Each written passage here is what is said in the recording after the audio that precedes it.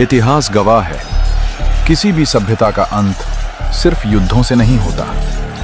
कभी कभी भूगोल का चुपचाप बदलना भी एक संस्कृति की आहुति दे देता है।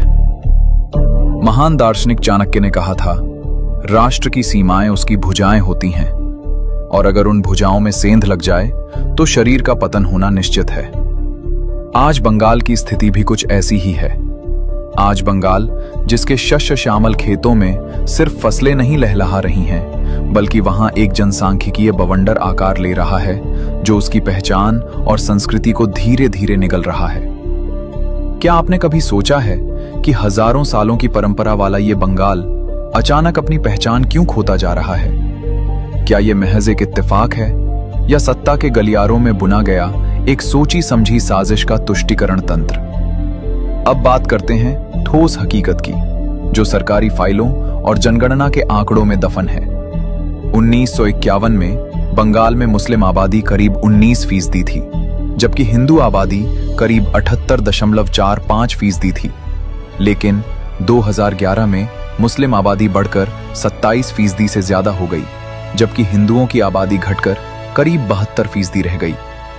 ये तो पूरे बंगाल की तस्वीर है, लेकिन असली खेल सीमावर्ती जिलों में हो रहा है। मालदा, मुर्शिदाबाद और उत्तर दिनाजपुर, इन जिलों के जनगणना आंकड़े चीख चीख कर कह रहे हैं कि यहां की डेमोग्राफी पूरी तरह बदल चुकी है।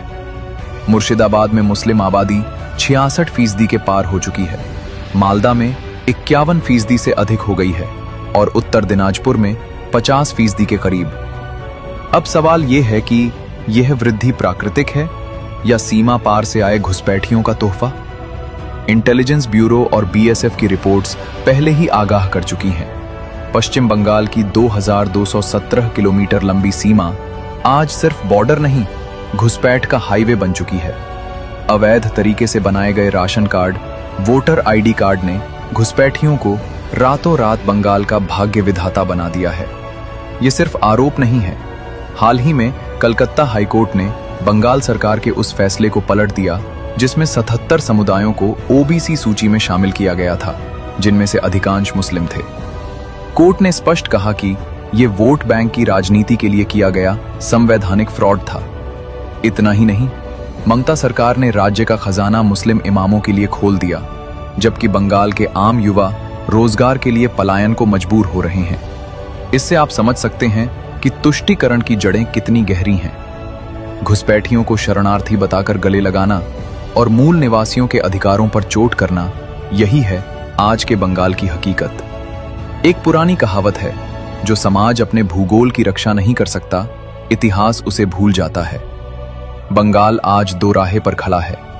एक तरफ तुष्टीकरण की राजनीति और दूसरी तरफ मां, माटी और मानुष की असली अस्मिता। इस बार वोट करने से पहले यह जरूर याद रखिएगा, जब सीमाएं धुंधली होती हैं तो अस्तित्व भी धुंधला हो जाता है। इसलिए निर्मम सरकार के खिलाफ परिवर्तन का संकल्प लें।